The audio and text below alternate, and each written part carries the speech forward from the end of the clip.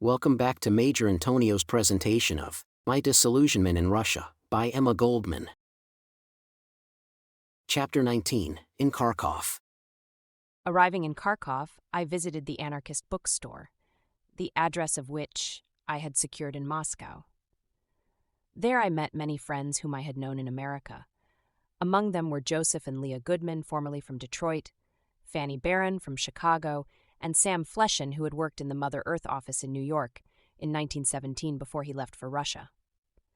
With thousands of other exiles, they had all hastened to their native country at the first news of the revolution, and they had been in the thick of it ever since. They would have much to tell me, I thought. They might help me to solve some of the problems that were perplexing me. Kharkov lay several miles away from the railroad station, and it would have therefore been impractical to continue living in the car during our stay in the city. The museum credentials would secure quarters for us, but several members of the expedition preferred to stay with their American friends. Through the help of one of our comrades who was commandant of an apartment house, I secured a room. It had been quite warm in Moscow, but Kharkov proved a veritable furnace, reminding me of New York in July. Sanitary and plumbing arrangements had been neglected or destroyed, and water had to be carried from a place several blocks distant up 3 flights of stairs. Still, it was a comfort to have a private room. The city was alive. The streets were full of people, and they looked better fed and dressed than the population of Petrograd and Moscow. The women were handsomer than in northern Russia, the men of a finer type. It was rather odd to see beautiful women, wearing evening gowns in the daytime, walk about barefoot or clad in wooden sandals without stockings. The colored kerchiefs most of them had on lent life and color to the streets, giving them a cheerful appearance, which contrasted favorably with the gray tones of Petrograd. My first official visit was paid to the Department of Education. I found a long line of people waiting admission, but the museum credentials immediately opened the doors, the chairman receiving me most cordially. He listened attentively to my explanation of the purposes of the expedition and promised to give me an opportunity to collect all the available material in his department, including the newly prepared charts of its work. On the chairman's desk, I noticed a copy of such a chart, looking like a futurist picture, all lined and dotted with red, blue, and purple. Noticing my puzzled expression, the chairman explained that the red indicated the various phases of the educational system, the other colors representing literature, drama, music, and the plastic arts. Each department was subdivided into bureaus, embracing every branch of the educational and cultural work of the Socialist Republic. Concerning the system of education, the chairman stated that from 3 to 8 years of age, the child attended the kindergarten or children's home. War orphans from the South, children of Red Army soldiers and of proletarians in general, received preference. If vacancies remained, children of the bourgeoisie were also accepted. From 8 to 13, the children attended the intermediary schools where they received elementary education, which inculcates the general idea of the political and economic structure of RSFSR. Modern methods of instruction by means of technical apparatus, so far as the latter could be secured, had been introduced. The children were taught processes of production, as well as natural sciences.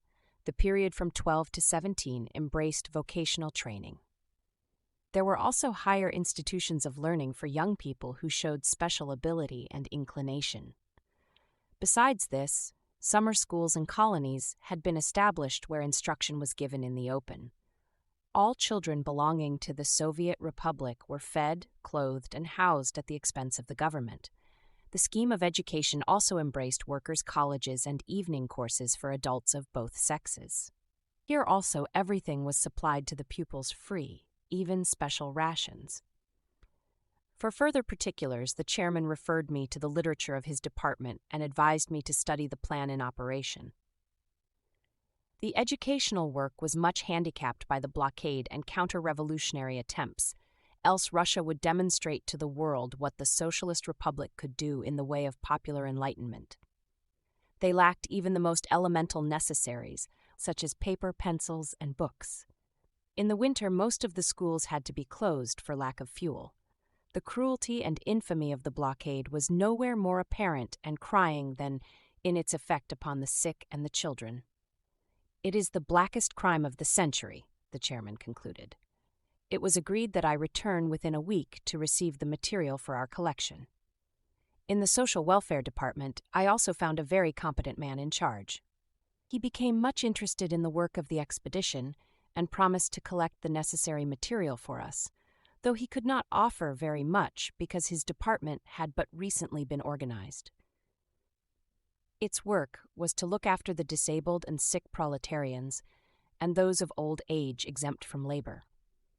They were given certain rations in food and clothing. In case they were employed, they received also a certain amount of money, about half of their earnings. Besides that, the department was supporting living quarters and dining rooms for its charges. In the corridor leading to the various offices of the department, there were lines of emaciated and crippled figures, men and women, waiting for their turn to receive aid. They looked like war veterans awaiting their pittance in the form of rations. They reminded me of the decrepit unemployed standing in line in the Salvation Army quarters in America. One woman in particular attracted my attention. She was angry and excited, and she complained loudly. Her husband had been dead 2 days, and she was trying to obtain a permit for a coffin. She had been in line ever since, but could procure no order. "What am I to do?" she wailed. "I cannot carry him on my own back or bury him without a coffin, and I cannot keep him in my room much longer in this heat." The woman's lament remained unanswered, for everyone was absorbed in his own troubles. Sick and disabled workers are thrown everywhere on the scrap pile, I thought, but in Russia an effort is being made to prevent such cruelty. Yet, judging from what I saw in Kharkov, I felt that not much was being accomplished. It was a most depressing picture, that long waiting line. I felt as if it was adding insult to injury. I visited a house where the social derelicts lived. It was fairly well kept, but breathing the spirit of cold institutionalism. It was, of course, better than sleeping in the streets or lying all night in the doorways, as the sick and poor are often compelled to do in capitalist countries, in America, for instance. Still, it seemed incongruous that something more cheerful and inviting could not be devised in Soviet Russia for those who had sacrificed their health and had given their labor to the common good. But apparently it was the best that the Social Welfare Department could do in the present condition of Russia. In the evening, our American friends visited us. Each of them had a rich experience of struggle, suffering, and persecution, and I was surprised to learn that most of them had also been imprisoned by the Bolsheviki. They had endured much for the sake of their ideas and had been hounded by every government of Ukraine, there having been 14 political changes in some parts of the South during the last 2 years. The communists were no different. They also persecuted the anarchists as well as other revolutionists of the left. Still, the anarchists continued their work. Their faith in the revolution, in spite of all they endured and even in the face of the worst reaction, was truly sublime. They agreed that the possibilities of the masses during the first months after the October Revolution were very great, but expressed the opinion that revolutionary development had been checked and gradually entirely paralyzed by the deadening effect of the communist state. In the Ukraine, they explained, the situation differed from that of Russia because the peasants lived in comparatively better material conditions. They had also retained greater independence and more of a rebellious spirit. For these reasons, the Bolsheviki had failed to subdue the South. Our visitors spoke of Makhno as a heroic popular figure and related his daring exploits and the legends the peasants had woven about his personality. There was considerable difference of opinion, however, among the anarchists concerning the significance of the Makhno movement.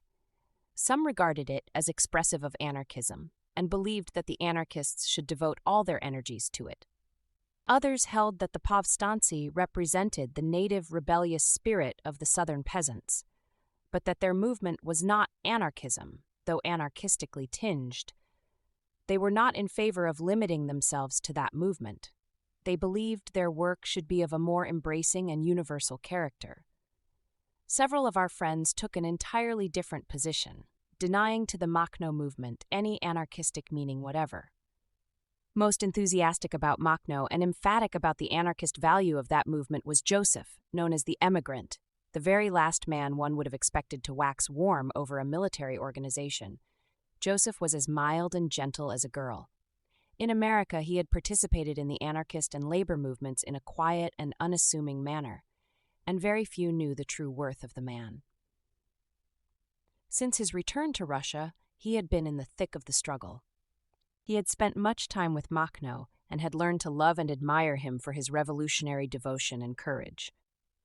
Joseph related an interesting experience of his first visit to the peasant leader. When he arrived, the povstanci, for some reason, conceived the notion that he had come to harm their chief.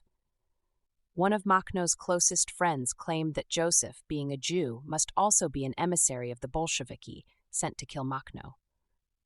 When he saw how attached Makhno became to Joseph, he decided to kill the Jew.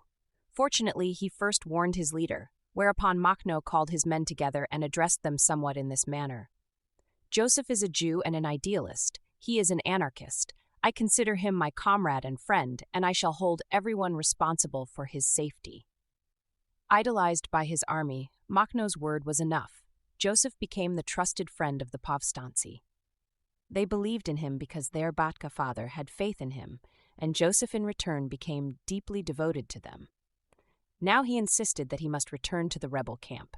They were heroic people, simple, brave, and devoted to the cause of liberty.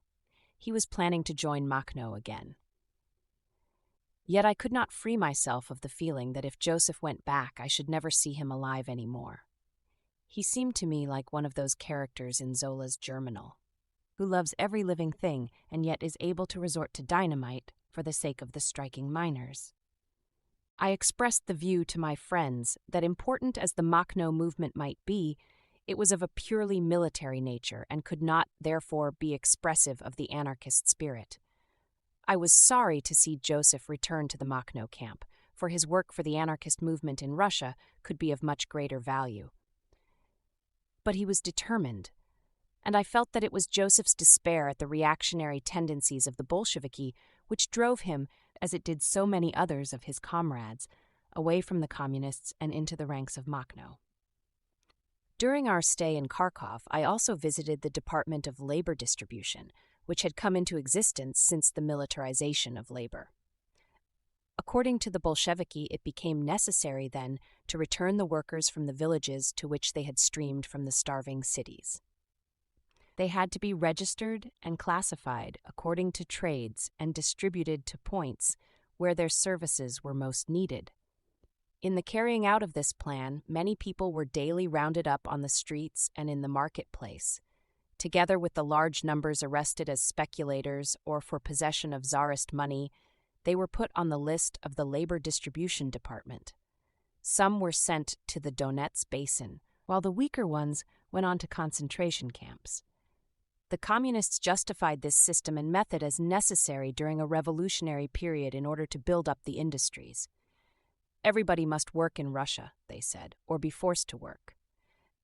They claimed that the industrial output had increased since the introduction of the compulsory labor law. I had occasion to discuss these matters with many communists, and I doubted the efficacy of the new policy. One evening, a woman called at my room and introduced herself as the former owner of the apartment. Since all the houses had been nationalized, she was allowed to keep 3 rooms, the rest of her apartment having been put in charge of the House Bureau.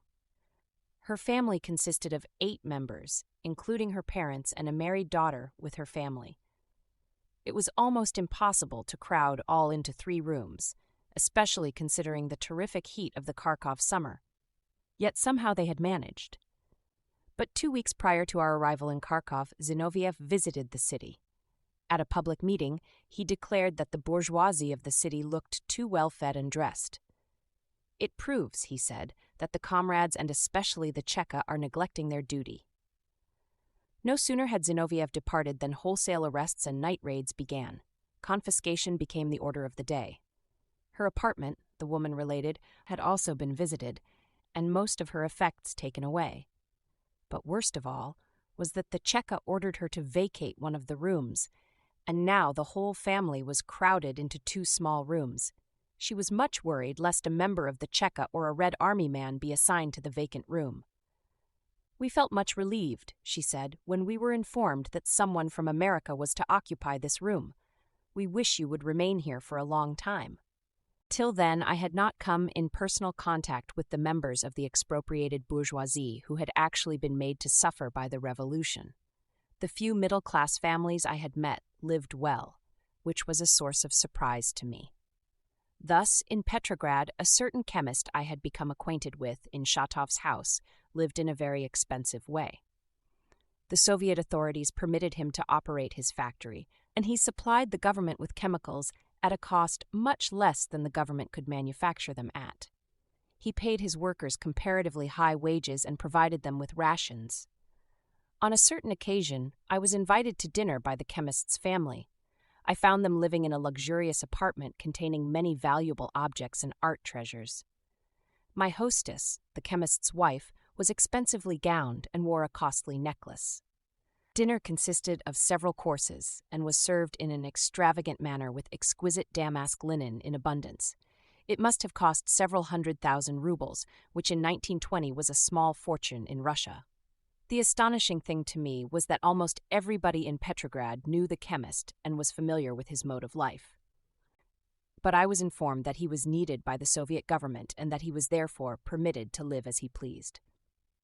Once I expressed my surprise to him that the Bolsheviki had not confiscated his wealth. He assured me that he was not the only one of the bourgeoisie who had retained his former condition. "The bourgeoisie is by no means dead," he said. "It has only been chloroformed for a while, so to speak, for the painful operation. But it is already recovering from the effect of the anesthetic, and soon it will have recuperated entirely. It only needs a little more time." The woman who visited me in the Kharkov room had not managed so well as the Petrograd chemist. She was a part of the wreckage left by the revolutionary storm that had swept over Russia. During my stay in the Ukrainian capital, I met some interesting people of the professional classes, among them an engineer who had just returned from the Donets Basin and a woman employed in a Soviet bureau. Both were cultured persons and keenly alive to the fate of Russia. We discussed the Zinoviev visit. They corroborated the story told me before. Zinoviev had upbraided his comrades for their laxity toward the bourgeoisie and criticized them for not suppressing trade. Immediately upon Zinoviev's departure, the Cheka began indiscriminate raids, the members of the bourgeoisie losing on that occasion almost the last things they possessed. The most tragic part of it, according to the engineer, was that the workers did not benefit by such raids. No one knew what became of the things confiscated. They just disappeared. Both the engineer and the woman Soviet employee spoke with much concern about the general disintegration of ideas. The Russians once believed, the woman said, that hovels and palaces were equally wrong and should be abolished. It never occurred to them that the purpose of a revolution is merely to cause a transfer of possessions, to put the rich into the hovels and the poor into the palaces. It was not true that the workers have gotten into the palaces. They were only made to believe that that is the function of a revolution. In reality, the masses remained where they had been before. But now they were not alone there. They were in the company of the classes they meant to destroy. The civil engineer had been sent by the Soviet government to the Donets Basin to build homes for the workers, and I was glad of the opportunity to learn from him about the conditions there. The communist press was publishing glowing accounts about the intensive coal production of the basin, and official calculations claimed that the country would be provided with sufficient coal for the approaching winter. In reality, the Donets mines were in a most deplorable state. The engineer informed me. The miners were herded like cattle. They received abominable rations, were almost barefoot, and were forced to work standing in water up to their ankles. As a result of such conditions, very little coal was being produced. "I was one of a committee ordered to investigate the situation and report our findings," said the engineer. "Our report is far from favorable. We know that it is dangerous to relate the facts as we found them. It may land us in the Cheka. But we decided that Moscow must face the facts, the system of political commissars, general Bolshevik inefficiency, and the paralyzing effect of the state machinery have made our constructive work in the basin almost impossible. It was a dismal failure.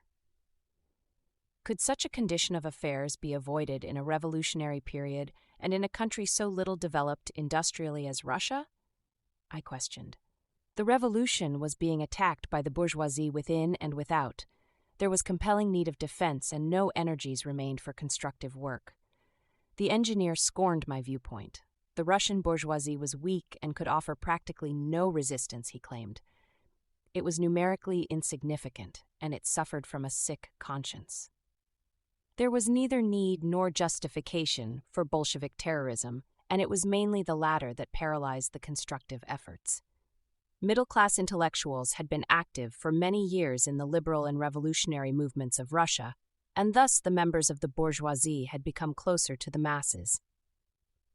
When the great day arrived, the bourgeoisie, caught unawares, preferred to give up rather than to put up a fight. It was stunned by the revolution more than any other class in Russia. It was quite unprepared and has not gotten its bearings even to this day. It was not true, as the Bolsheviki claimed, that the Russian bourgeoisie was an active menace to the revolution. I had been advised to see the chief of the Department of Workers and Peasants' Inspection, the position being held by a woman, formerly an officer of the Cheka, reputed to be very severe, even cruel, but efficient. She could supply me with much valuable material, I was told, and give me entrance to the prisons and concentration camps.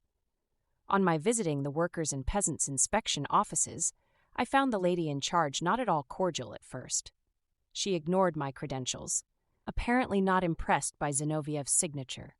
Presently a man stepped out from an inner office. He proved to be Dubenko, a high Red Army officer, and he informed me that he had heard of me from Alexandra Kollontai, whom he referred to as his wife. He promised that I should get all available material and asked me to return later in the day. When I called again, I found the lady much more amiable and willing to give me information about the activities of her department. It appeared that the latter had been organized to fight growing sabotage and graft. It was part of the duties of the Cheka, but it was found necessary to create the new department for the inspection and correction of abuses.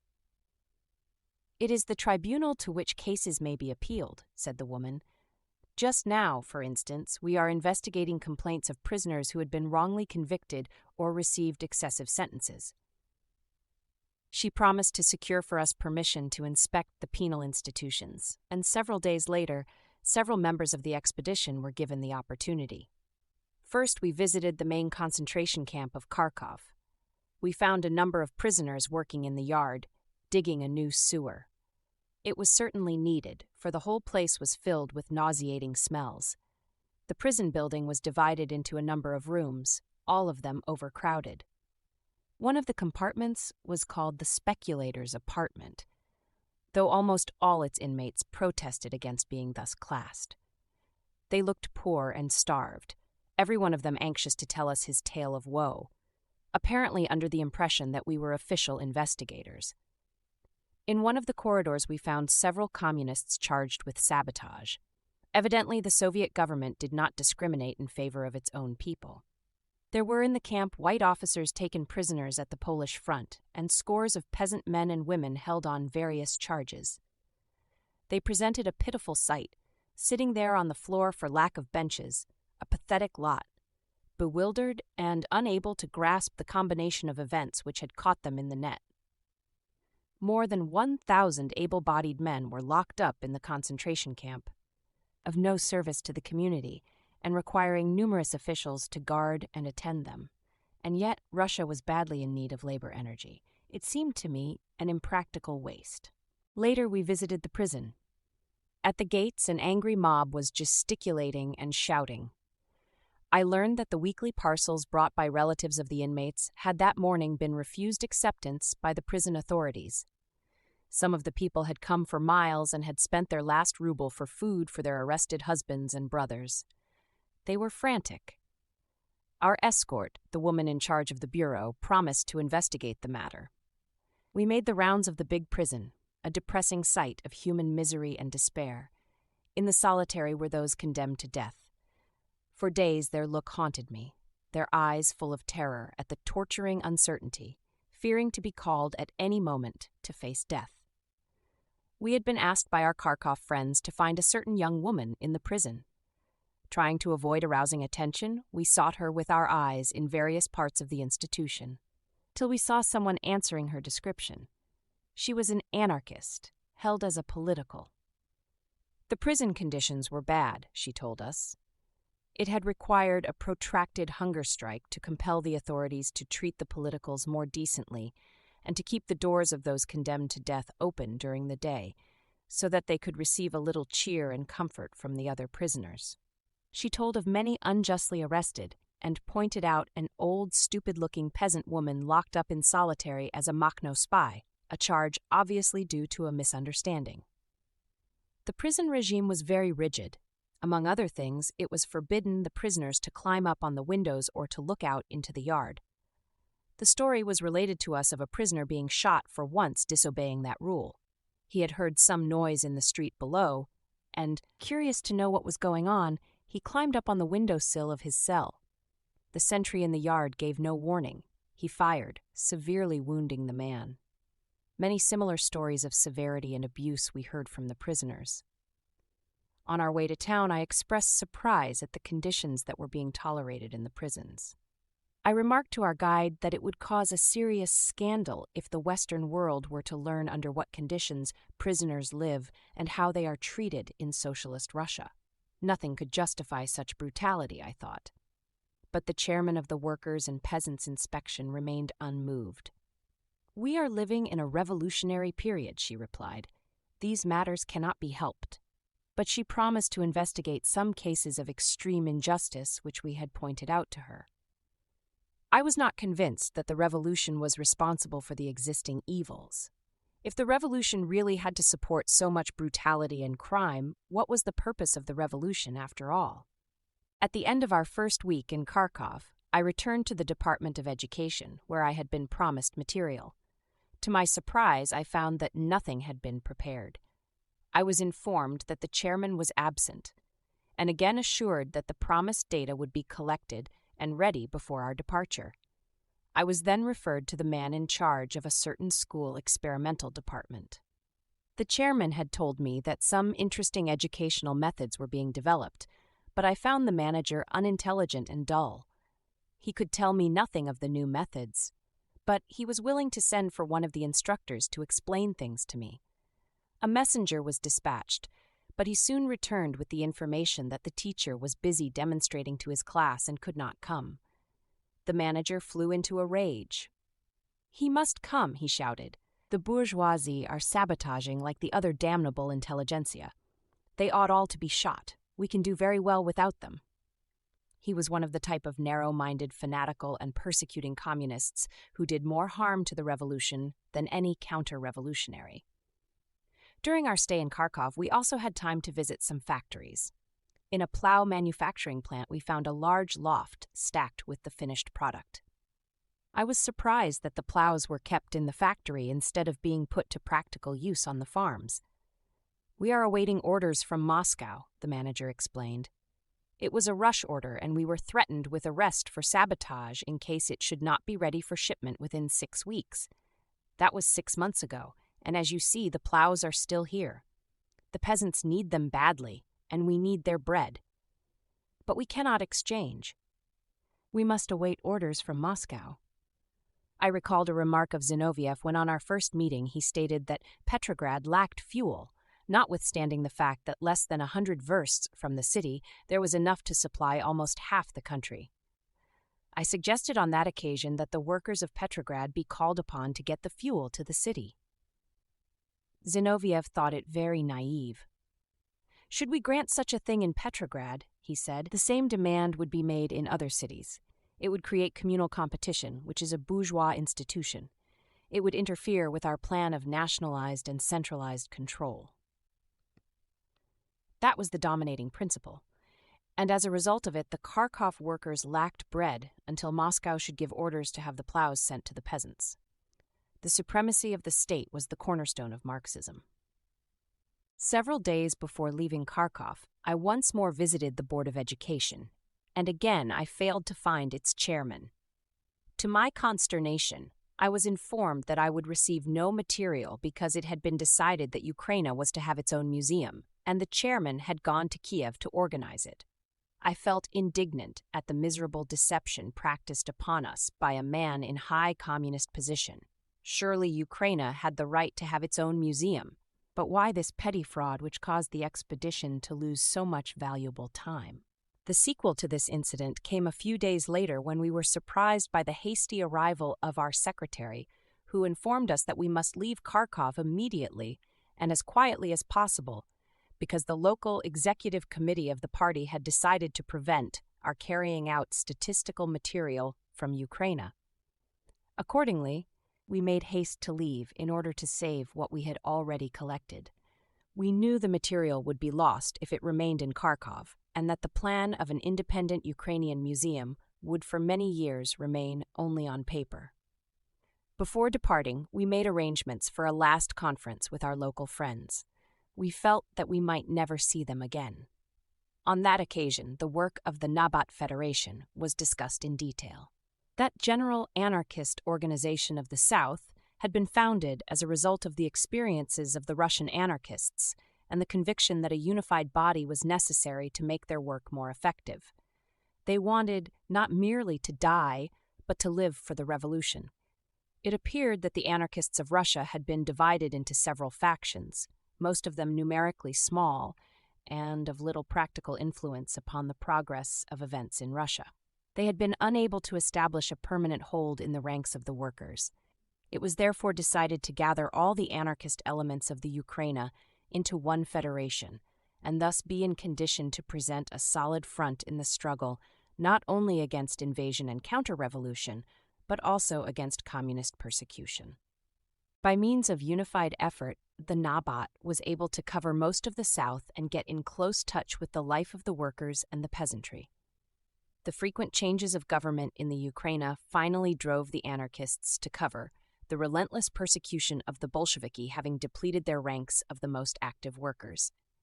Still, the Federation had taken root among the people. The little band was in constant danger, but it was energetically continuing its educational and propaganda work. The Kharkov anarchists had evidently expected much from our presence in Russia. They hoped that Alexander Berkman and myself would join them in their work. We were already 7 months in Russia, but had as yet taken no direct part in the anarchist movement. I could sense the disappointment and impatience of our comrades. They were eager we should at least inform the European and American anarchists of what was going on in Russia, particularly about the ruthless persecution of the left revolutionary elements. Well, could I understand the attitude of my Ukrainian friends? They had suffered much during the last years.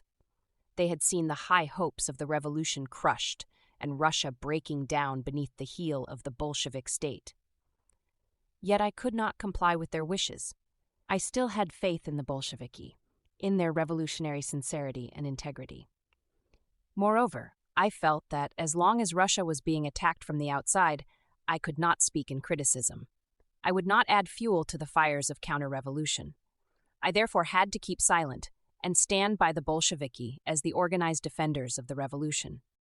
But my Russian friends scorned this view. I was confounding the Communist Party with the revolution, they said. They were not the same. On the contrary, they were opposed, even antagonistic. The communist state, according to the Nabat anarchists, had proven fatal to the revolution. Within a few hours before our departure, we received the confidential information that Makhno had sent a call for Alexander Berkman and myself to visit him. He wished to place his situation before us, and through us, before the anarchist movement of the world. He desired to have it widely understood that he was not the bandit, Jew-baiter, and counter-revolutionist the Bolsheviki had proclaimed him. He was devoted to the revolution and was serving the interests of the people as he conceived them. It was a great temptation to meet the modern Stenka Rasin, but we were pledged to the museum and could not break faith with the other members of the expedition. Chapter 20. Poltava. In the general dislocation of life in Russia and the breaking down of her economic machinery, the railroad system had suffered most. The subject was discussed in almost every meeting, and every Soviet paper often wrote about it. Between Petrograd and Moscow, however, the real state of affairs was not so noticeable, though the main stations were always overcrowded and the people waited for days trying to secure places. Still, trains between Petrograd and Moscow ran fairly regularly. If one was fortunate enough to procure the necessary permission to travel and a ticket, one could manage to make the journey without particular danger to life or limb. But the farther south one went, the more apparent became the disorganization.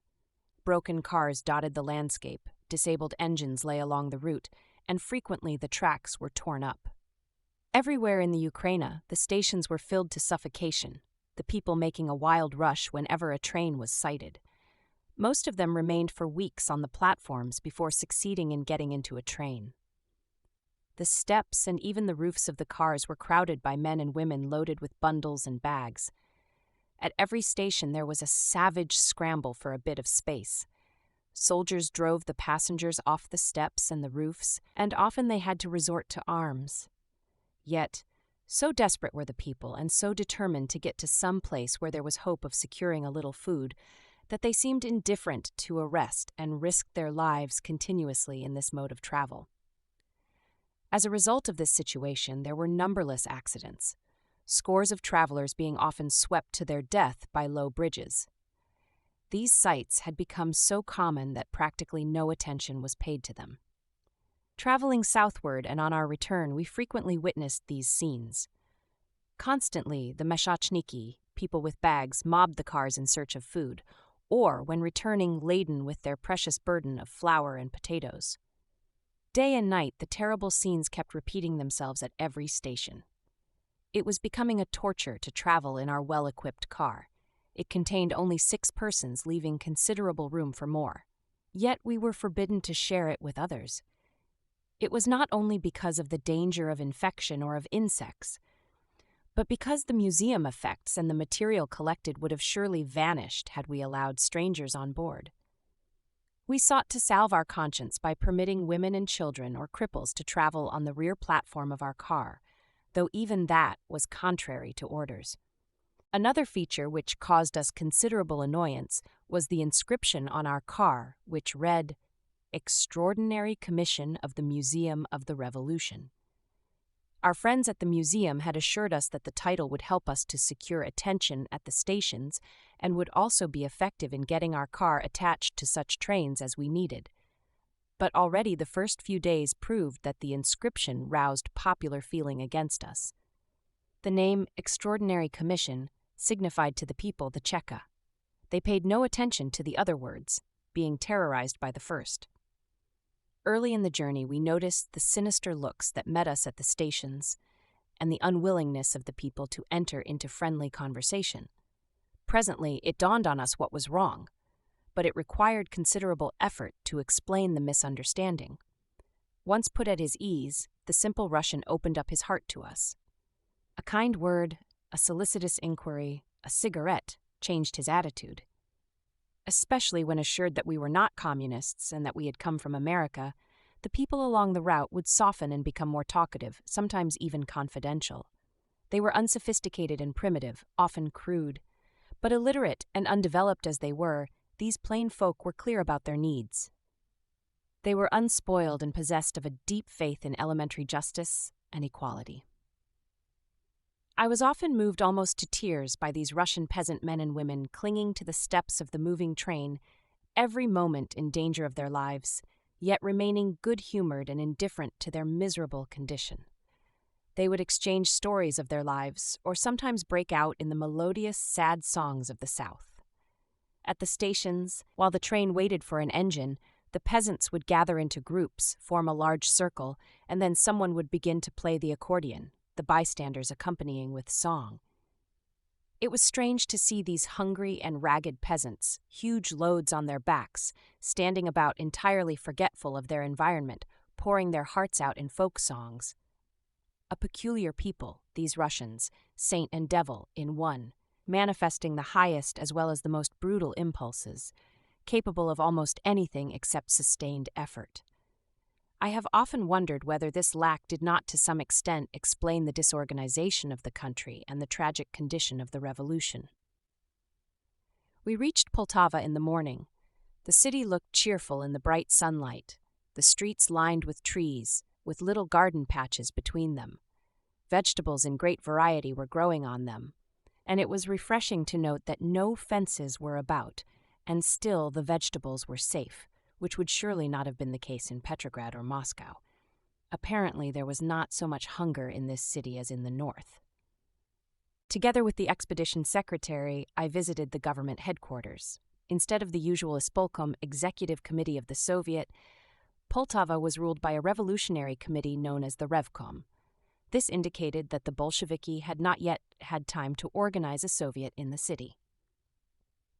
We succeeded in getting the chairman of the Revkom interested in the purpose of our journey, and he promised to cooperate and to issue an order to the various departments that material be collected and prepared for us. Our gracious reception augured good returns. In the Bureau for the Care of Mothers and Infants, I met two very interesting women. One, the daughter of the great Russian writer Korolenko, the other the former chairman of the Save the Children Society. Learning of the purpose of my presence in Poltava, the women offered their aid and invited me to visit their school and the nearby home of Korolenko. The school was located in a small house set deep in a beautiful garden, the place hardly visible from the street. The reception room contained a rich collection of dolls of every variety. There were handsome Ukrainian lassies competing in colorful dress and headgear with their beautiful sisters from the Caucasus. Dashing Cossacks from the Don looked proudly at their less graceful brothers from the Volga.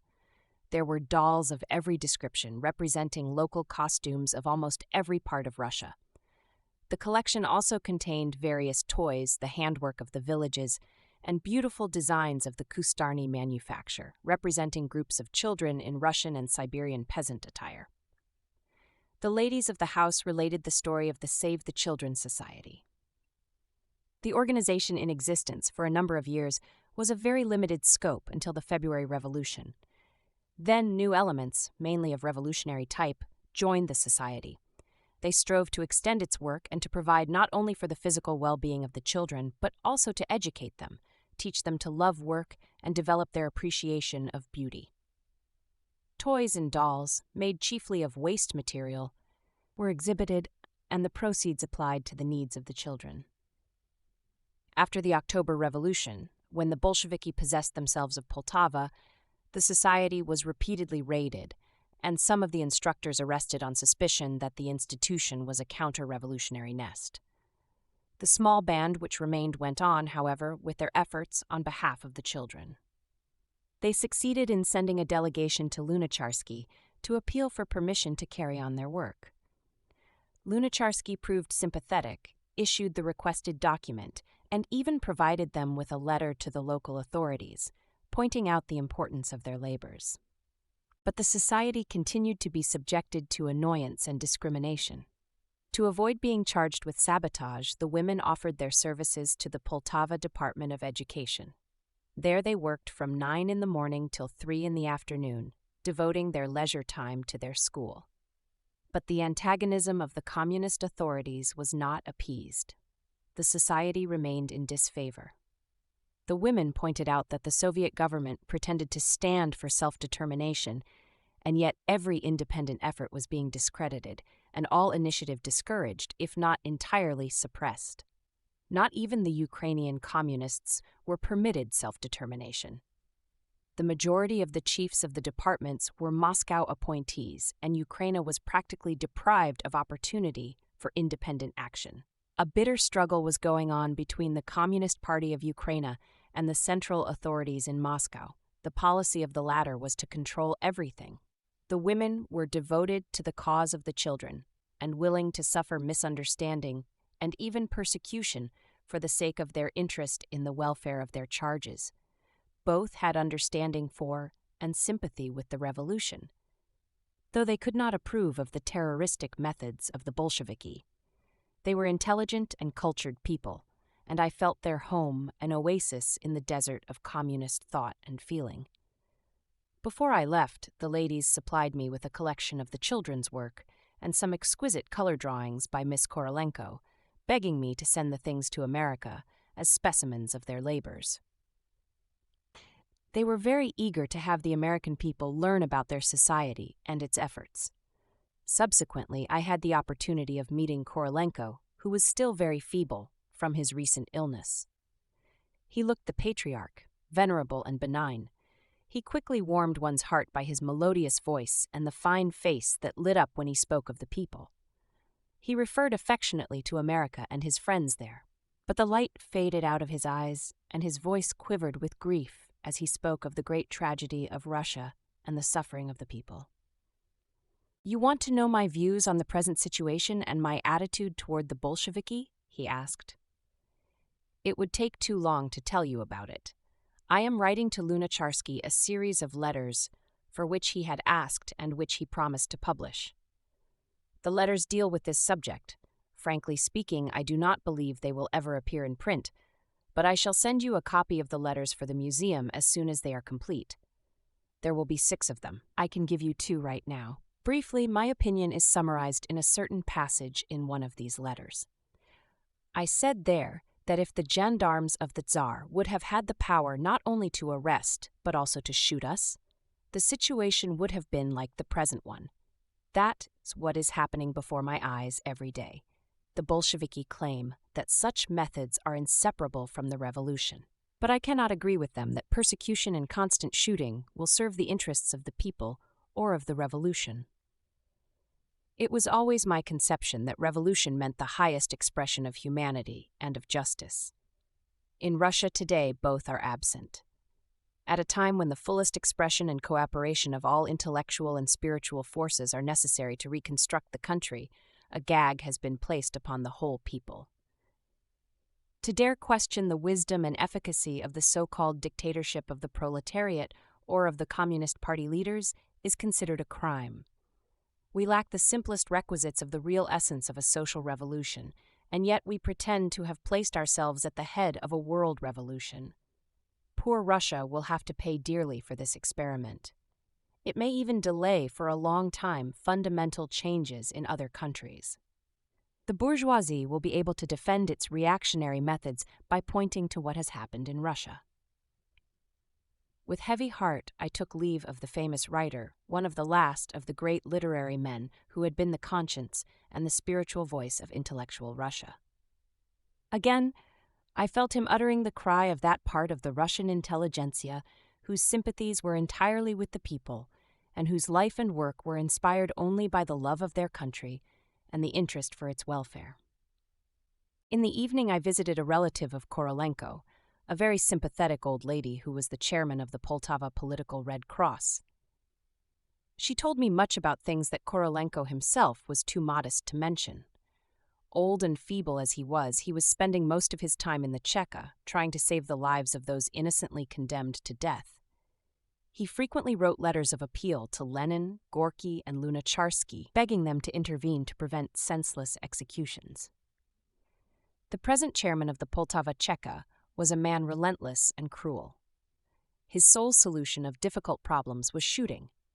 The lady smiled sadly when I told her that the man had been very gracious to the members of our expedition. "That was for show," she said. "We know him better. We have daily occasion to see his graciousness from this balcony. Here pass the victims taken to slaughter." Poltava is famous as a manufacturing center of peasant handicrafts. Beautiful linen, embroidery, laces, and basket work were among the products of the province's industry. I visited the Department of Social Economy, the Sovnarkhoz, where I learned that those industries were practically suspended. Only a small collection remained in the department. "We used to supply the whole world, even America, with our Kustarny work," said the woman in charge, who had formerly been the head of the Zemstvo, which took special pride in fostering those peasant efforts. Our needlework was known all over the country as among the finest specimens of art, but now it has all been destroyed. The peasants have lost their art impulse. They have become brutalized and corrupted. She was bemoaning the loss of peasant art as a mother does that of her child. During our stay in Poltava, we got in touch with representatives of various other social elements. The reaction of the Zionists toward the Bolshevik regime was particularly interesting. At first, they refused to speak with us. evidently made very cautious by previous experience. It was also the presence of our secretary, a Gentile, that aroused their distrust. I arranged to meet some of the Zionists alone, and gradually they became more confidential. I had learned in Moscow, in connection with the arrest of the Zionists there, that the Bolsheviki were inclined to consider them counter-revolutionary. But I found the Poltava Zionists very simple Orthodox Jews, who certainly could not impress anyone as conspirators or active enemies. They were passive, though bitter against the Bolshevik regime. It was claimed that the Bolsheviki made no pogroms and that they do not persecute the Jews, they said. But that was true only in a certain sense. There were two kinds of pogroms, the loud, violent ones and the silent ones. Of the two, the Zionists considered the former preferable. The violent pogrom might last a day or a week. The Jews are attacked and robbed, sometimes even murdered, and then it is over. But the silent pogroms continued all the time. They consisted of constant discrimination, persecution, and hounding. The Bolsheviki had closed the Jewish hospitals, and now sick Jews were forced to eat treif in the Gentile hospitals. The same applied to the Jewish children in the Bolshevik feeding houses. If a Jew and a Gentile happened to be arrested on the same charge, it was certain that the Gentile would go free, while the Jew would be sent to prison and sometimes even shot. They were all the time exposed to insult and indignities, not to mention the fact that they were doomed to slow starvation, since all trade had been suppressed. The Jews in the Ukraine were suffering a continuous silent pogrom. I felt that the Zionist criticism of the Bolshevik regime was inspired by a narrow religious and nationalistic attitude. They were Orthodox Jews, mostly tradesmen, whom the revolution had deprived of their sphere of activity. Nevertheless, their problem was real. The problem of the Jew suffocating in the atmosphere of active anti-Semitism. In Poltava, the leading communist and Bolshevik officials were Gentiles. Their dislike of the Jews was frank and open. Anti-Semitism throughout the Ukraine was more virulent than even in pre-revolutionary days. After leaving Poltava, we continued on our journey south, but we did not get farther than Fastov, owing to the lack of engines. That town, once prosperous, was now impoverished and reduced to less than one-third of its former population. Almost all activity was at a standstill. We found the marketplace, in the center of the town, a most insignificant affair, consisting of a few stalls having small supplies of white flour, sugar, and butter. There were more women about than men, and I was especially struck by the strange expression in their eyes. They did not look you full in the face. They stared past you with a dumb, hunted animal expression. We told the women that we had heard many terrible pogroms had taken place in Fastov, and we wished to get data on the subject to be sent to America to enlighten the people there on the condition of the Ukrainian Jews. As the news of our presence spread, many women and children surrounded us, all much excited and each trying to tell her story of the horrors of Fastov. Fearful pogroms, they related, had taken place in that city, the most terrible of them by Denikin, in September 1919. It lasted 8 days, during which 4,000 persons were killed, while several thousand died as the result of wounds and shock. 7,000 perished from hunger and exposure on the road to Kiev, while trying to escape the Denikin savages. The greater part of the city had been destroyed or burned. Many of the older Jews were trapped in the synagogue and there murdered, while others had been driven to the public square where they were slaughtered. Not a woman, young or old, that had not been outraged, most of them in the very sight of their fathers, husbands, and brothers. The young girls, some of them mere children, had suffered repeated violation at the hands of the Denikin soldiers. I understood the dreadful look in the eyes of the women of Fastov. Men and women besieged us with appeals to inform their relatives in America about their miserable condition. Almost everyone, it seemed, had some kin in that country. They crowded into our car in the evenings, bringing scores of letters to be forwarded to the States. Some of the messages bore no addresses, the simple folk thinking the names sufficient. Others had not heard from their American kindred during the years of war and revolution, but still hoped that they were to be found somewhere across the ocean. It was touching to see the people's deep faith that their relatives in America would save them. Every evening, our car was filled with the unfortunates of Fastov. Among them was a particularly interesting visitor, a former attorney who had repeatedly braved the pogrom makers and saved many Jewish lives. He had kept a diary of the pogroms, and we spent a whole evening listening to the reading of his manuscript. It was a simple recital of facts and dates, terrible in its unadorned objectivity. It was the soul cry of a people continuously violated and tortured and living in daily fear of new indignities and outrages. Only one bright spot there was in the horrible picture. No pogroms had taken place under the Bolsheviki. The gratitude of the Fastov Jews was pathetic. They clung to the communists as to a saving straw. It was encouraging to think that the Bolshevik regime was at least free from that worst of all Russian curses, pogroms against Jews. Chapter 21, Kiev.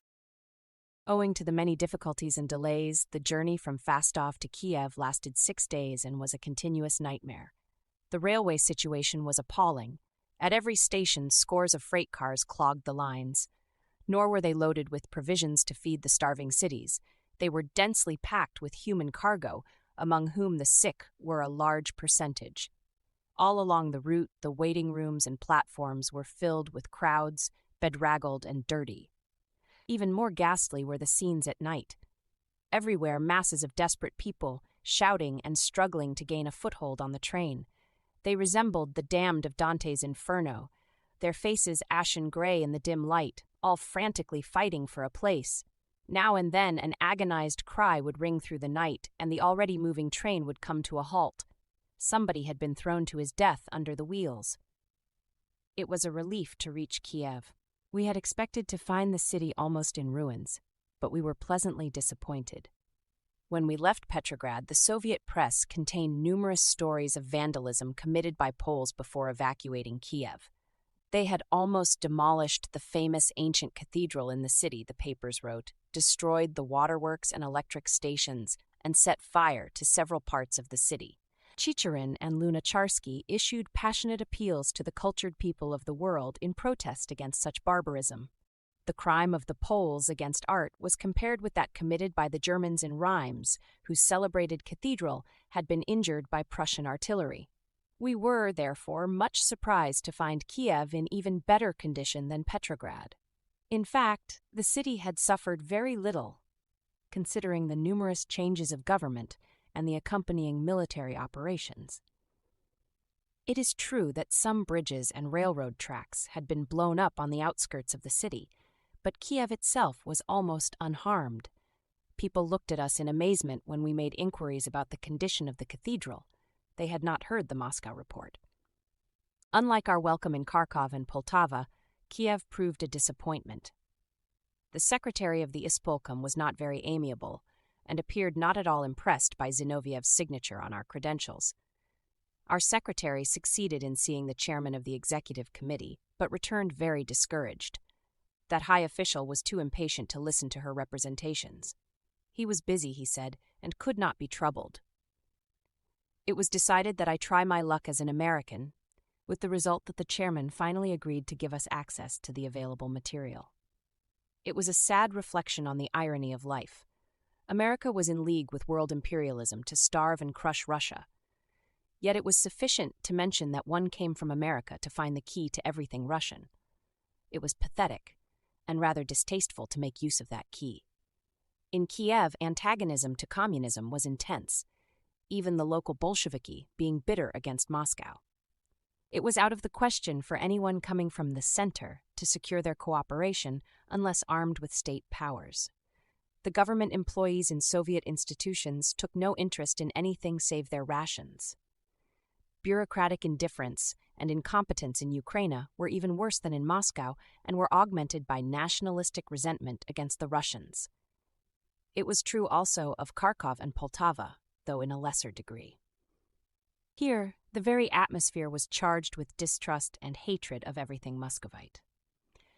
The deception practiced on us by the chairman of the educational department of Kharkov was characteristic of the resentment almost every Ukrainian official felt toward Moscow. The chairman was a Ukrainian to the core, but he could not openly ignore our credentials signed by Zinoviev and Lunacharsky. He promised to aid our efforts, but he disliked the idea of Petrograd absorbing. the historic material of the Ukraine. In Kiev, there was no attempt to mask the opposition to Moscow. One was made to feel it everywhere. But the moment the magic word America was spoken and the people made to understand that one was not a communist, they became interested and courteous, even confidential. The Ukrainian communists were also no exception. The information and documents collected in Kiev were of the same character as the data gathered in former cities. The system of education, care of the sick, distribution of labor, and so forth were similar to the general Bolshevik scheme. "We follow the Moscow plan," said a Ukrainian teacher, "with the only difference that in our schools the Ukrainian language is taught together with Russian." The people, and especially the children, looked better fed and clad than those of Russia proper. Food was comparatively more plentiful and cheaper. There were show schools, as in Petrograd and Moscow, and no one apparently realized the corrupting effect of such discrimination upon the teachers as well as the children. The latter looked with envy upon the pupils of the favored schools and believed that they were only for communist children, which in reality was not the case. The teachers, on the other hand, knowing how little attention was paid to ordinary schools, were negligent in their work. All tried to get a position in the show schools, which were enjoying special and varied rations. The chairman of the Board of Health was an alert and competent man, one of the few officials in Kiev who showed interest in the expedition and its work. He devoted much time to explaining to us the methods of his organization and pointing out interesting places to visit and the material which could be collected for the museum. He especially called our attention to the Jewish hospital for crippled children. I found the latter in charge of a cultivated and charming man, Dr. N. For 20 years he had been head of the hospital, and he took interest as well as pride in showing us about his institution and relating its history. The hospital had formerly been one of the most famous in Russia, the pride of the local Jews who had built and maintained it. But within recent years its usefulness had become curtailed owing to the frequent changes of government. It had been exposed to persecution and repeated pogroms. Jewish patients critically ill were often forced out of their beds to make room for the favorites of this or that regime. The officers of the Denikin army were most brutal. They drove the Jewish patients out into the street, subjected them to indignities and abuse, and would have killed them had it not been for the intercession of the hospital staff, who at the risk of their own lives protected the sick. It was only the fact that the majority of the staff were Gentiles that saved the hospital and its inmates. But the shock resulted in numerous deaths, and many patients were left with shattered nerves. The doctor also related to me the story of some of the patients, most of them victims of the Fastov pogroms. Among them were children between the ages of 6 and 8, gaunt and sickly looking, terror stamped on their faces. They had lost all their kin, in some cases the whole family having been killed before their eyes. These children often waked at night, the physician said, in fright at their horrible dreams. Everything possible was being done for them, but so far the unfortunate children had not been freed from the memory of their terrible experiences at Fastov. The doctor pointed out a group of young girls between the ages of 14 and 18, the worst victims of the Denikin pogrom. All of them had been repeatedly outraged and were in a mutilated state when they came to the hospital. It would take years to restore them to health. The doctor emphasized the fact that no pogroms had taken place during the Bolshevik regime. It was a great relief to him and his staff to know that his patients were no longer in such danger. But the hospital had other difficulties. There was the constant interference by political commissars and the daily struggle for supplies. "I spend most of my time in the various bureaus," he said, "instead of devoting myself to my patients. Ignorant officials are given power over the medical profession, continuously harassing the doctors in their work." The doctor himself had been repeatedly arrested for sabotage because of his inability to comply with the numerous decrees and orders, frequently mutually contradictory. It was the result of a system in which political usefulness, rather than professional merit, played the main role. It often happened that a first-class physician of well-known repute and long experience would be suddenly ordered to some distant part to place a communist doctor in his position. Under such conditions, the best efforts were paralyzed. Moreover, there was the general suspicion of the intelligentsia, which was a demoralizing factor. It was true that many of that class had sabotaged, but there were also those who did heroic and self-sacrificing work. The Bolsheviki, by their indiscriminate antagonism toward the intelligentsia as a class, roused prejudices and passions which poisoned the mainsprings of the cultural life of the country. The Russian intelligentsia had with its very blood fertilized the soil of the revolution, yet it was not given it to reap the fruits of its long struggle. A tragic fate, the doctor remarked. Unless one forget it in his work, existence would be impossible. The Institution for Crippled Children proved a very model and modern hospital, located in the heart of a large park. It was devoted to the marred creatures with twisted limbs and deformed bodies, victims of the Great War, disease, and famine. The children looked aged and withered. Like Father Time, they had been born old. They lay in rows on clean white beds, baking in the warm sun of the Ukrainian summer. The head physician, who guided us through the institution, seemed much beloved by his little charges. They were eager and pleased to see him as he approached each helpless child and bent over affectionately to make some inquiries about its health. The hospital had been in existence for many years and was considered the first of its kind in Russia. Its equipment for the care of deformed and crippled children was among the most modern. Since the war and the revolution, we feel rather behind the times, the doctor said. We have been cut off from the civilized world for so many years. But in spite of the various government changes, we have striven to keep up our standards and to help the unfortunate victims of strife and disease. The supplies for the institution were provided by the government, and the hospital force was exposed to no interference. Though I understood from the doctor that because of his political neutrality, he was looked upon by the Bolsheviki as inclined to counter-revolution. The hospital contained a large number of children.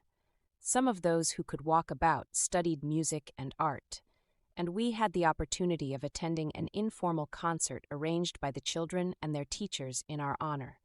Some of them played the balalaika in a most artistic manner, and it was consoling to see those marred children finding forgetfulness in the rhythm of the folk melodies of the Ukraina. Early during our stay in Kiev, we learned that the most valuable material for the museum was not to be found in the Soviet institutions, but that it was in the possession of other political groups and private persons.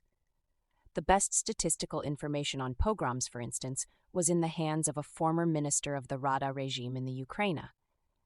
I succeeded in locating the man, and great was my surprise when, upon learning my identity, he presented me with several copies of the Mother Earth magazine I had published in America.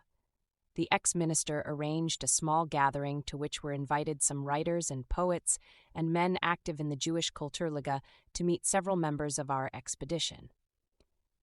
The gathering consisted of the best elements of the local Jewish intelligentsia. We discussed the revolution, the Bolshevik methods, and the Jewish problem. Most of those present, though opposed to the communist theories, were in favor of the Soviet government. They felt that the Bolsheviki, in spite of their many blunders, were striving to further the interests of Russia and the revolution. At any rate, under the communist regime, the Jews were not exposed to the pogroms practiced upon them by all the other regimes of Ukraine. Those Jewish intellectuals argued that the Bolsheviki at least permitted the Jews to live, and that they were therefore to be preferred to any other governments and should be supported by the Jews. They were fearful of the growth of anti-Semitism in Russia and were horrified at the possibility of the Bolsheviki being overthrown.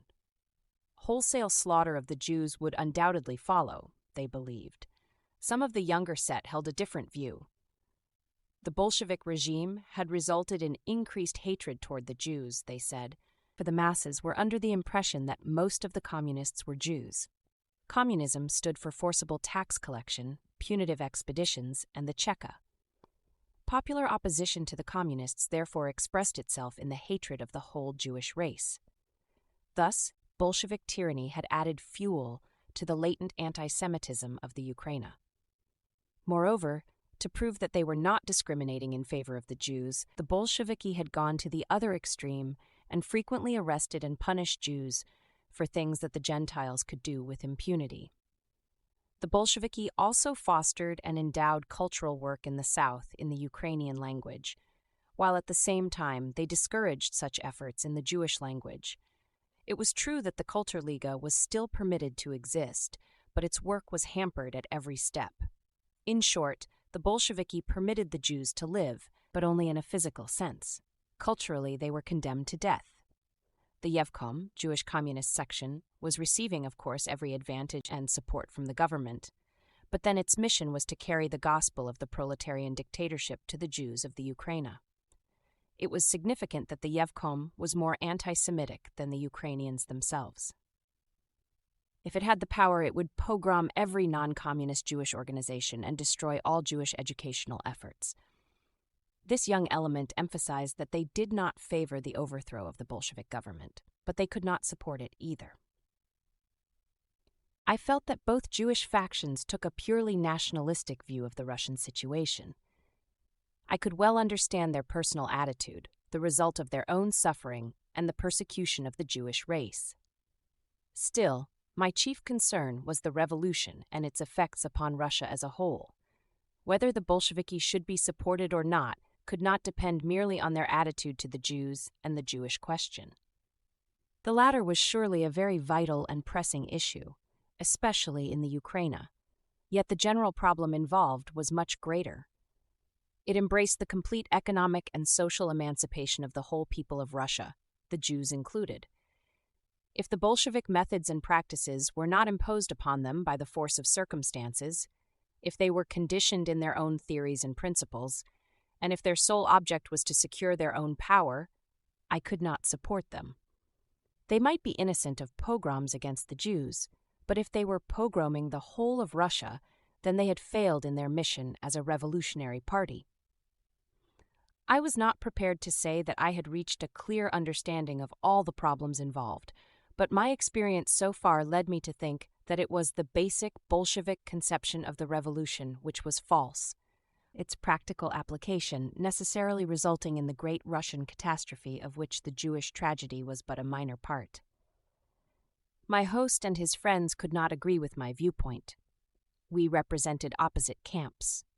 But the gathering was nevertheless intensely interesting, and it was arranged that we meet again before our departure from the city. Returning to our car one day, I saw a detachment of Red Army soldiers at the railway station. On inquiry, I found that foreign delegates were expected from Moscow, and that the soldiers had been ordered out to participate in a demonstration in their honor. Groups of the uniformed men stood about discussing the arrival of the mission. There were many expressions of dissatisfaction because the soldiers had been kept waiting so long. "These people come to Russia just to look us over," one of the Red Army men said. "Do they know anything about us, or are they interested in how we live?" "Not they. It's a holiday for them. They are dressed up and fed by the government, but they never talk to us, and all they see is how we march past. Here, we have been lying around in the burning sun for hours while the delegates are probably being feasted at some other station. That's comradeship and equality for you." I had heard such sentiments voiced before, but it was surprising to hear them from soldiers. I thought of Angelika Balabanova, who was accompanying the Italian mission, and I wondered what she would think if she knew how the men felt. It had probably never occurred to her that those ignorant Russian peasants in military uniform had looked through the sham of official demonstrations. The following day, we received an invitation from Balabanova to attend a banquet given in honor of the Italian delegates. Anxious to meet the foreign guests, several members of our expedition accepted the invitation. The affair took place in the former Chamber of Commerce building, profusely decorated for the occasion. In the main banquet hall, long tables were heavily laden with fresh-cut flowers, several varieties of southern fruit, and wine. The sight reminded one of the feasts of the old bourgeoisie, and I could see that Angelika felt rather uncomfortable at the lavish display of silverware and wealth. The banquet opened with the usual toasts, the guests drinking to Lenin, Trotsky, the Red Army, and the Third International, the whole company rising as the revolutionary anthem was intoned after each toast, with the soldiers and officers standing at attention in good old military style. Among the delegates were two young French anarcho-syndicalists. They had heard of our presence in Kiev and had been looking for us all day without being able to locate us. After the banquet, they were immediately to leave for Petrograd, so that we had only a short time at our disposal. On our way to the station, the delegates related that they had collected much material on the revolution, which they intended to publish in France. They had become convinced that all was not well with the Bolshevik regime.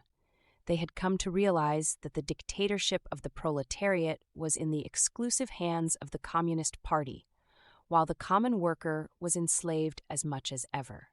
It was their intention, they said, to speak frankly about these matters to their comrades at home and to substantiate their attitude by the material in their possession. "Do you expect to get the documents out?" I asked Lapetite, one of the delegates. "You don't mean that I might be prevented from taking out my own notes," he replied. "The Bolsheviki would not dare to go so far, not with foreign delegates at any rate." He seemed so confident that I did not care to pursue the subject further. That night the delegates left Kiev, and a short time afterward they departed from Russia. They were never seen alive again. Without making any comment upon their disappearance, I merely want to mention that when I returned to Moscow several months later, it was generally related that the two anarcho-syndicalists, with several other men who had accompanied them, were overtaken by a storm somewhere off the coast of Finland and were all drowned. There were rumors of foul play, though I am not inclined to credit the story, especially in view of the fact that together with the anarcho-syndicalists also perished a communist in good standing in Moscow. But their disappearance with all the documents they had collected has never been satisfactorily explained. The rooms assigned to the members of our expedition were located in a house within a passage leading off the Khreshchatyk, the main street of Kiev. It had formerly been the wealthy residential section of the city, and its fine houses, though lately neglected, still looked imposing. The passage also contained a number of shops, ruins of former glory, which catered to the well-to-do of the neighborhood. Those stores still had good supplies of vegetables, fruit, milk, and butter. They were owned mostly by old Jews whose energies could not be applied to any other usefulness. Orthodox Jews to whom the revolution and the Bolsheviki were a bête noire, because that had ruined all business. The little shops barely enabled their owners to exist. Moreover, they were in constant danger of Cheka raids, on which occasions the provisions would be expropriated. The appearance of those stores did not justify the belief that the government would find it worthwhile raiding them. Would not the Cheka prefer to confiscate the goods of the big delicatessen and fruit stores on the Khreshchatyk? I asked an old Jew storekeeper. "Not at all," he replied. "Those stores are immune because they pay heavy taxes." The morning following the banquet, I went down to the little grocery store I used to do my shopping in. The place was closed, and I was surprised to find that not one of the small shops nearby was open. 2 days later, I learned that the places had all been raided on the eve of the banquet in order to feast the foreign delegates. I promised myself never to attend another Bolshevik banquet. Among the members of the Kulturliga, I met a man who had lived in America, but for several years now was with his family in Kiev. His home proved one of the most hospitable during my stay in the South, and as he had many callers belonging to various social classes, I was able to gather much information about the recent history of Ukraine. My host was not a communist. Though critical of the Bolshevik regime, he was by no means antagonistic. He used to say that the main fault of the Bolsheviki was their lack of psychological perception. He asserted that no government had ever such a great opportunity in the Ukraine as the communists. The people had suffered so much from the various occupations and were so oppressed by every new regime that they rejoiced when the Bolsheviki entered Kiev. Everybody hoped that they would bring relief, but the communists quickly destroyed all illusions.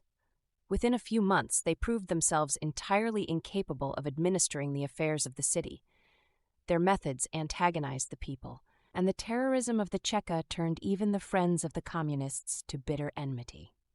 Nobody objected to the nationalization of industry, and it was of course expected that the Bolsheviki would expropriate. But when the bourgeoisie had been relieved of its possessions, it was found that only the raiders benefited. Neither the people at large nor even the proletarian class gained anything.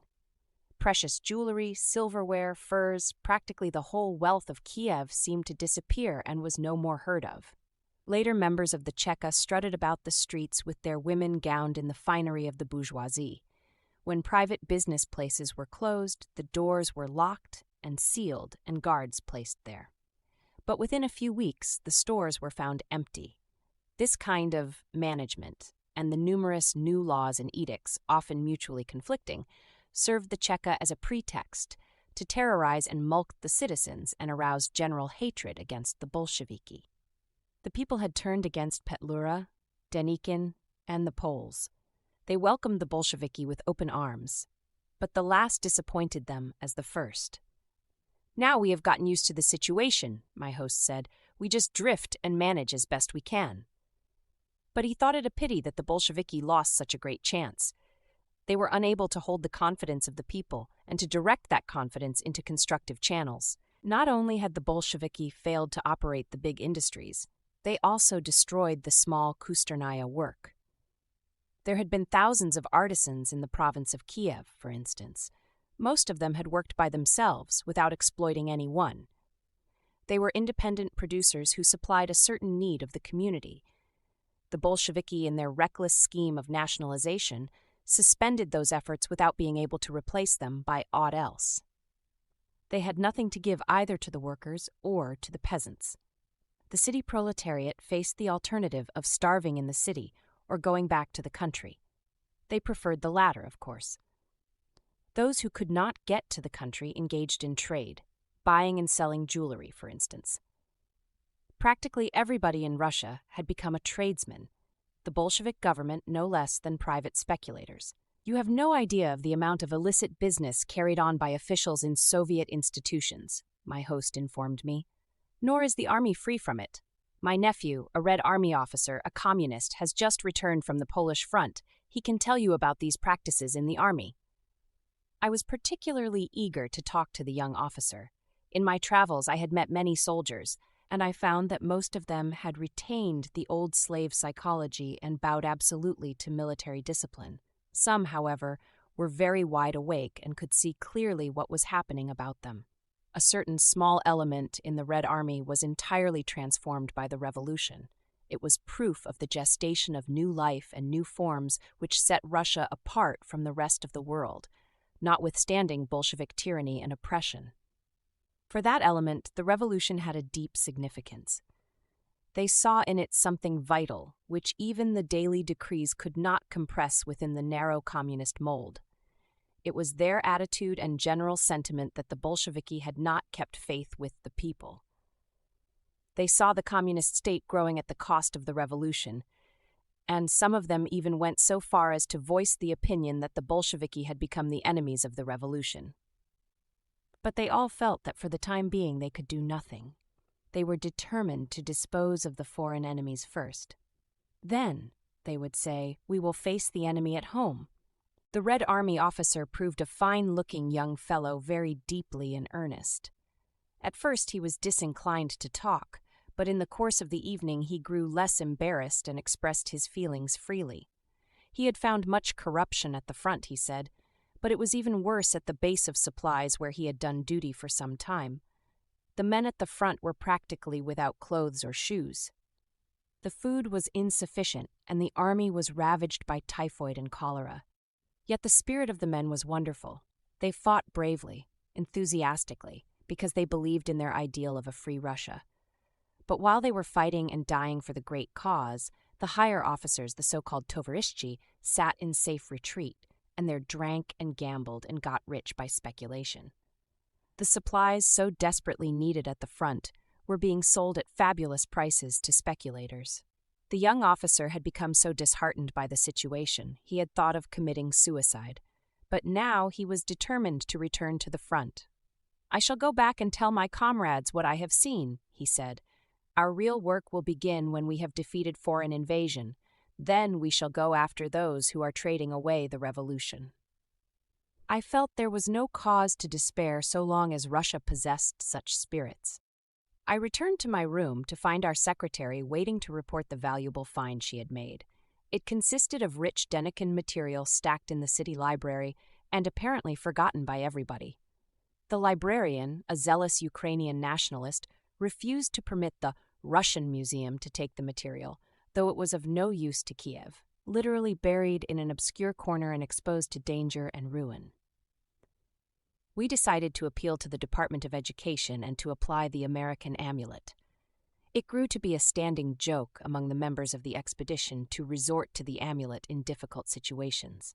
Such matters were always referred to Alexander Berkman and myself as the Americans. It required considerable persuasion to interest the chairman in the matter. He persisted in refusing till I finally asked him, "Are you willing that it become known in America that you prefer to have valuable historical material rot away in Kiev rather than give it to the Petrograd Museum, which is sure to become a world center for the study of the Russian Revolution, and where Ukraine is to have such an important part?"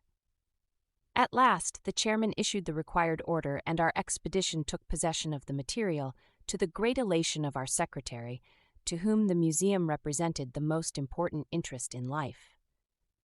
In the afternoon of the same day, I was visited by a woman anarchist who was accompanied by a young peasant girl, confidentially introduced as the wife of Makhno. My heart stood still for a moment.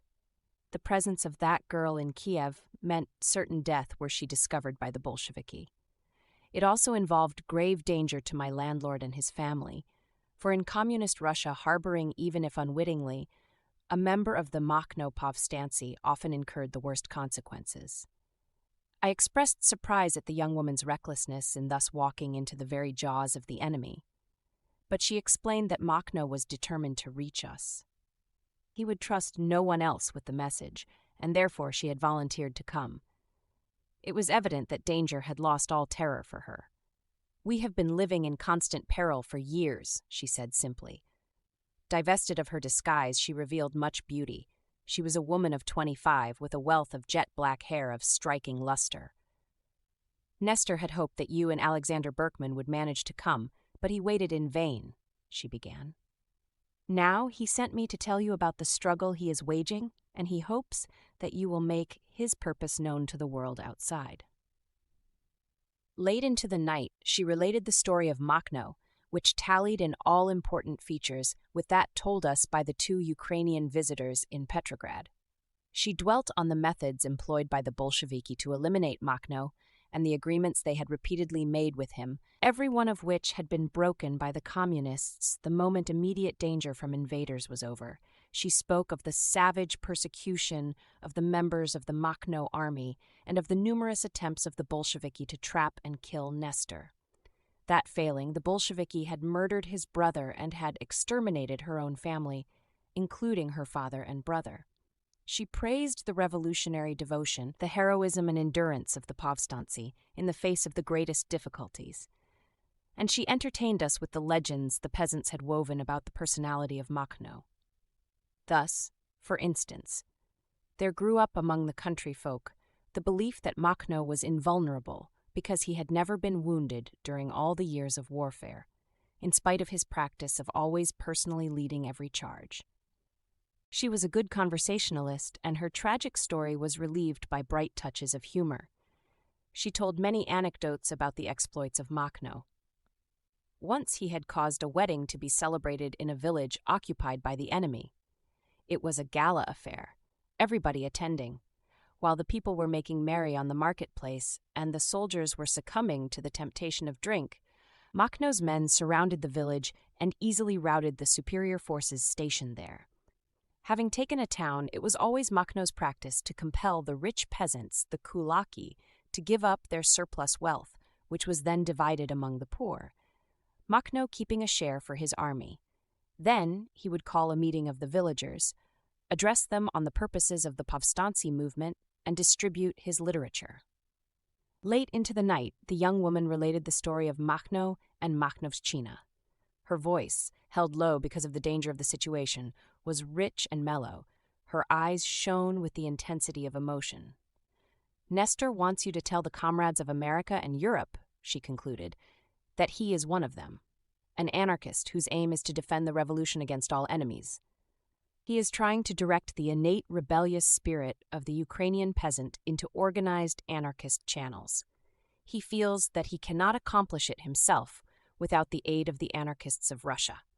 He himself is entirely occupied with military matters, and he has therefore invited his comrades throughout the country to take charge of the educational work. His ultimate plan is to take possession of a small territory in Ukraine and there establish a free commune. Meanwhile, he is determined to fight every reactionary force. Makhno was very anxious to confer personally with Alexander Berkman and myself, and he proposed the following plan. He would arrange to take any small town or village between Kiev and Kharkov where our car might happen to be. It would be carried out without any use of violence, the place being captured by surprise. The stratagem would have the appearance of our having been taken prisoners, and protection would be guaranteed to the other members of the expedition. After our conference, we would be given safe conduct to our car. It would at the same time ensure us against the Bolsheviki, for the whole scheme would be carried out in military manner, similar to a regular Makhno raid. The plan promised a very interesting adventure, and we were anxious for an opportunity to meet Makhno personally. Yet we could not expose the other members of the expedition to the risk involved in such an undertaking. We decided not to avail ourselves of the offer, hoping that another occasion might present itself to meet the Povstanci leader. Makhno's wife had been a country school teacher. She possessed considerable information and was intensely interested in all cultural problems. She plied me with questions about American women, whether they had really become emancipated and enjoyed equal rights. The young woman had been with Makhno and his army for several years, but she could not reconcile herself to the primitive attitude of her people in regard to woman. The Ukrainian woman, she said, was considered an object of sex and motherhood only. Nestor himself was no exception in this matter. Was it different in America? Did the American woman believe in free motherhood, and was she familiar with the subject of birth control? It was astonishing to hear such questions from a peasant girl. I thought it most remarkable that a woman born and reared so far from the scene of woman's struggle for emancipation should yet be so alive to its problems. I spoke to the girl of the activities of the advanced women of America, of their achievements and of the work yet to be done for woman's emancipation. I mentioned some of the literature dealing with these subjects. She listened eagerly. I must get hold of something to help our peasant women. They are just beasts of burden, she said. Early the next morning, we saw her safely out of the house. The same day, while visiting the anarchist club, I witnessed a peculiar sight. The club had recently been reopened after having been raided by the Cheka. The local anarchists met in the club rooms for study and lectures. Anarchist literature was also to be had there. While conversing with some friends, I noticed a group of prisoners passing on the street below. Just as they neared the anarchist headquarters, several of them looked up, having evidently noticed the large sign over the club rooms. Suddenly they straightened up, took off their caps, and then passed on. I turned to my friends. "Those peasants are probably Makhnovtsi," they said. "The anarchist headquarters are sacred precincts to them." How exceptional the Russian soul, I thought, wondering whether a group of American workers or farmers could be so imbued with an ideal as to express it in the simple and significant way the Makhnovtsi did. To the Russian, his belief is indeed an inspiration. Our stay in Kiev was rich in varied experiences and impressions. It was a strenuous time during which we met people of different social strata and gathered much valuable information and material. We closed our visit with a short trip on the river Dnieper to view some of the old monasteries and cathedrals, among them the celebrated Sofievsky and Vladimir. Imposing edifices which remained intact during all the revolutionary changes, even their inner life continuing as before. In one of the monasteries, we enjoyed the hospitality of the sisters, who treated us to real Russian tea, black bread, and honey. They lived as if nothing had happened in Russia since 1914. It was as if they had passed the last years outside of the world. The monks still continued to show to the curious the sacred caves of the Vladimir Cathedral and the places where the saints had been walled in. their ossified bodies now on exhibition. Visitors were daily taken through the vaults, the accompanying priests pointing out the cells of the celebrated martyrs and reciting the biographies of the most important of the Holy Family. Some of the stories related were wonderful beyond all human credence, breathing holy superstition with every pore. The Red Army soldiers in our group looked rather dubious at the fantastic tales of the priests. Evidently, the revolution had influenced their religious spirit and developed a skeptical attitude toward miracle workers. This concludes today's reading of My Disillusionment in Russia, by Emma Goldman. Join us also the day after tomorrow for the subsequent part. Subscribe to Major Antonio's channel. Thank you for listening, and so long.